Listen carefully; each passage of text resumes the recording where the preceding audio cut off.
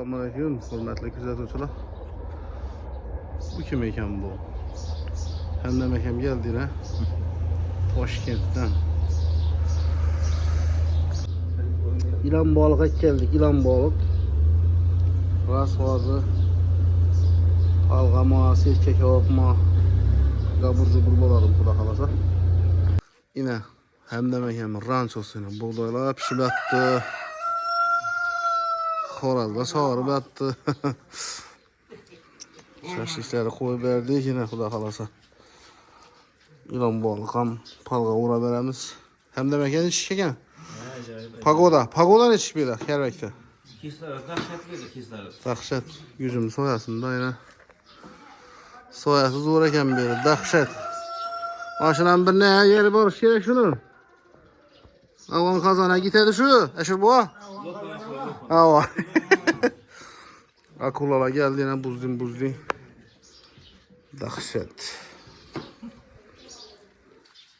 Şaşlık. Aşılı açığa toy tapılğanı biz eləm Xuda kalasa günde teşkil bu.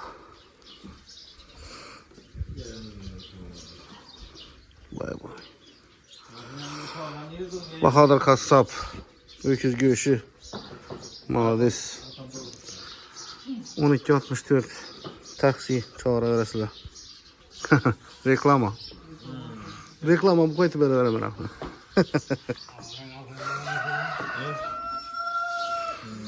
Gite yaz kazan açsa sen. Harap boğur. Yine bir şey geldi bu kadar havada.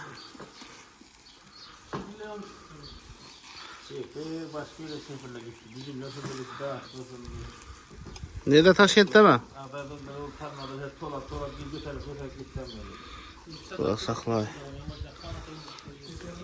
O zamanda bu kadar gelip giteverdik. Akşam bir de mazgına şamal bu oldu.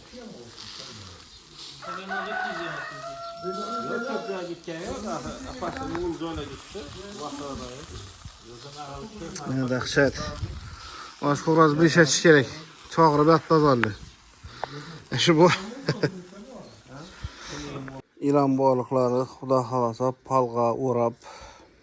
Nişet koydum bunları kanın nişik buladı ekan. Kırkıraz issi lakin yüzümütü dahşet. Soya salkın.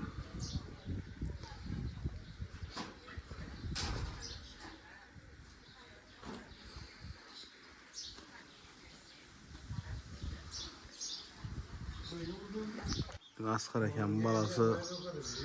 Esrar Medadın. Neden geldin? İnternete çıkardın internete. Neden geldin neden? Neden geldin? Gerekten mi? Malades. Taekwondo var etmesen? Tamam. Malades yine.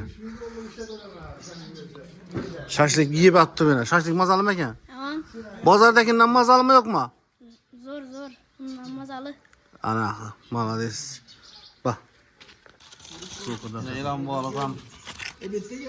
Dahşet oldu. Bir şey aytmışam ama. Çok gibi oldu. Dahşet. Şu bu. Ya kumdaki din bol pişipti bu lan balık. Murat gel. Şu her daim gidin. Murat gel. Kola yapşadı koy, kola. Dahşet. Kola yapşadı bu. Zoram. Şaşlık bir şeyler attı bu. Zora. Ne yap? Gülün tap. Şey geldi mi bu? Bahadır Kassap. Öküz göğüşü. Tavsiye kılamam. 12.64. Aytı be. Havas taksi 12.64.